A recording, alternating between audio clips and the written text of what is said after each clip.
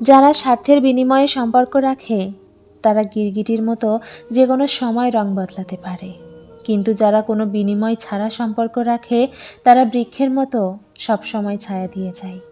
ভালোবাসায় ঠকে গেলেও অতীত আর বর্তমান নষ্ট হয়ে যায়, কিন্তু ভবিষ্যতে ভুল করা থেকে রক্ষা পাওয়া যায়। আমরা কেন একা হয়ে যাই জানেন? তার জন্য কিন্তু কোথাও না কোথাও আমরা নিজেরাই দায়ী। কারণ আমাদের যারা বাস্তবে কদর করে, যারা থাকতে চায় আমাদের সাথে, তাদের সঙ্গ আমাদের বিরক্ত লাগে। আর যারা বারবার চলে যাওয়ার বাহানা খোঁজে তাদেরকে আমরা জোর করে ধরে রাখতে চাই। আপন মানুষ তখনই খুব ভালো করে চেনা যায়, অভাব যখন দরজায় এসে দাঁড়ায়। এই শহরে রূপের ব্যবসা হয়, মনের না। এই শহরে বিনামূল্যে কষ্ট পাওয়া যায়, ভালোবাসা না। বিষাক্ত মানুষগুলো কখনোই পাল্টায় না, তারা কেবল শিকার পাল্টায়। যার মন যত সুন্দর তার ভাগ্য ততটাই খারাপ, কারণ সুন্দর জিনিসের ওপর মানুষ প্রথম আঘাত করে। বেশি রাগ নিয়ে জীবনযাপন করলে তুমি কখনোই সুখী হতে পারবে না, কারণ রাগ সব কিছু কেড়ে নেয়, কিছু দেয় না।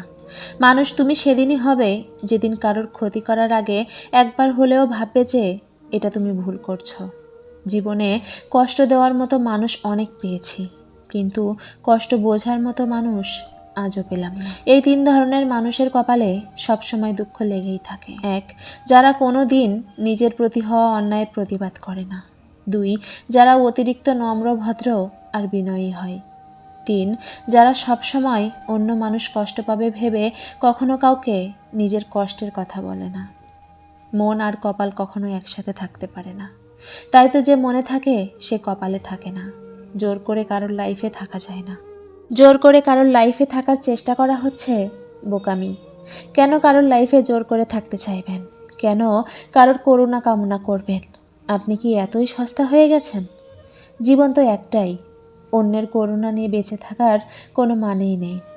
আপনার জীবনকে সুখী আপনি তখনই বানাতে পারবেন যখন থেকে অন্যের কাছে আর নিজেকে সস্তা বানাবেন না। অবহেলার সম্পর্ক ত্যাগ করাই ভালো, হোক সেটা ভালোবাসা কিংবা বন্ধুত্ব। লক্ষ্য করে দেখবেন, যে ব্যক্তি কাউকে কখনো ঠকায়নি সে ব্যক্তি সবার আগেই ঠকে যায়। কারণ এ পৃথিবীতে ভালো মানুষের কদর খুবই কম।